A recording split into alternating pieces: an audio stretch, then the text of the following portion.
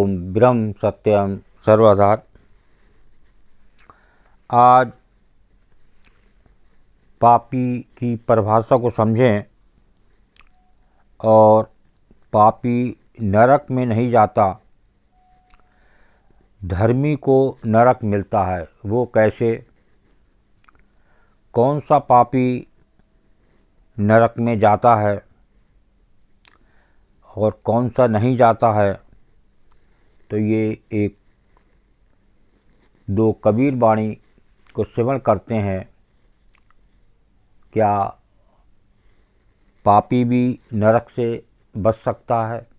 कौन सा पापी नरक से बच सकता है? तो आज उस पर विचार होगा। पापी को दोजख नहीं, पापी को दोजख नहीं, धर्मी दोजख जाए।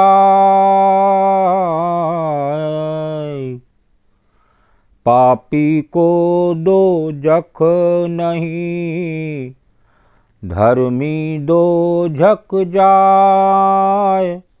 ये परमारथ बूझ के, यह परमारथ बूझ के, मत कोई धर्म कराए कबीरा, मत कोई धर्म कराए। पापी को दोजख नहीं, धर्मी दोजख जाए। ये परमारथ बूझ के मत कोई धर्म कराए। पापी नरक में नहीं जाता, पापी को दोजख नहीं। और धर्मी दोजख जाए, धर्मी को नरक मिलता है। अब ये जानने की कोशिश करें कि पापी नरक में नहीं जाता, ऐसा निर्णय एक संत का, एक कबीरदास जी का क्यों है? इस परमात्मा की जानकारों से, संतों ज्ञानियों से पूछकर धर्म किसी को नहीं करना चाहिए। देखिए, ये परमार्थ बूझ के मत कोई धर्म कराए। तो ये इस परमार्थ को जानकारी से, संतों ज्ञानियों से पूछकर धर्म किसी को नहीं करना चाहिए। अब अगली वाणी में देखिए कि कौन सा पापी नरक में नहीं जाता और धर्मी नरक को कौन सा जाता है। 5-25 मारिया, 5-25 मारिया, पापी कहिए सो। या परमारथ बूझ के, या परमारथ बूझ के, पाप करें सबको एक कबीरा, पाप करें सबको। 5-25 मारिया, पापी कहिए सोए। या परमारथ बूझ के, पाप करें सबको। पापी की परिभाषा समझ लो। देखिए, यहाँ पर पापी की परिभाषा को समझें, एक संत के निर्णय को जाने कि ऐसा क्यों कह रहे हैं कि पापी नरक में नहीं जाता। जो साधक 5 इंद्रियों को और 25 प्रकृतियों को वश में कर लेता है, वही पापी है। देखिए, ये है पापी की परिभाषा। पापी की परिभाषा को समझें एक बार फिर। जो साधक 5 इंद्रियों को और 25 प्रकृतियों को वश में कर लेता है, वही पापी है। पर ये पाप कर्म बहुत अच्छा है। देखिए, इस पाप कर्म के लिए बहुत अच्छा बता रहे हैं, जो 5 इंद्रियों और 25 प्रकृतियों को वश में कर लेता है। आगे बता रहे हैं, इसे सभी को करना चाहिए। अर्थात इंद्रियों को वश में करके परमात्मा में ध्यान लगा देना चाहिए। या परमार्थ बूझ के, पाप करें सबको। देखिए, ऐसा इंद्रियों को बस में करने के उपाय को बता रहे हैं। बहुत अच्छा पाप है ये और इसे सबको करना चाहिए, अर्थात इंद्रियों को बस में करके परमात्मा में ध्यान लगाना चाहिए।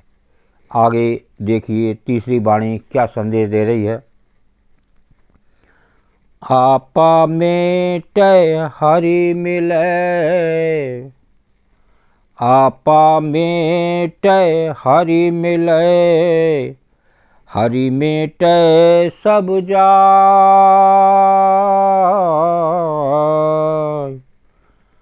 आपा मेटय हरि मिलै, हरि मेटय सब जाय। अखत कहानी प्रेम की, अखत कहानी प्रेम की, कोई नहीं पतियाय कबीरा, कोई नहीं पतियाय। आपा मेटय हरि मिलय, हरि मेटय सब जाय। अखत कहानी प्रेम की, कोई नहीं पतियाय। जो अपना अहंकार अभिमान का त्याग कर देते हैं उससे हरि मिलते हैं। देखिए हरि किसे मिलते हैं, उसके लिए अहंकार और अभिमान को त्यागना पड़ता है, तब हरि मिलते हैं। और अखत कहानी प्रेम की, कोई नहीं पतियाय। ये अखत कहानी प्रेम की है, इस पर कोई विश्वास नहीं करता, कोई नहीं पतियाय। तो जो अपना अहंकार अभिमान का त्याग कर दे तो उसको हरि मिलते हैं। और ये अकथ कहानी प्रेम की है, इस पर कोई विश्वास नहीं करता। देखिए एक लास्ट वाणी को और श्रवण करते हैं। घर जा रहे घर ऊब रहे, घर जा रहे घर ऊब रहे, घर राखे घर जाय। एक अचंबा देखिया, एक अचंबा देखिया, मुआ काल को खाए कबीरा, मुआ काल को खाए। घर जा रहे हैं घर ऊब रहे, घर राखें घर जाए। एक अचंबा देखिया, मुआ काल को खाए।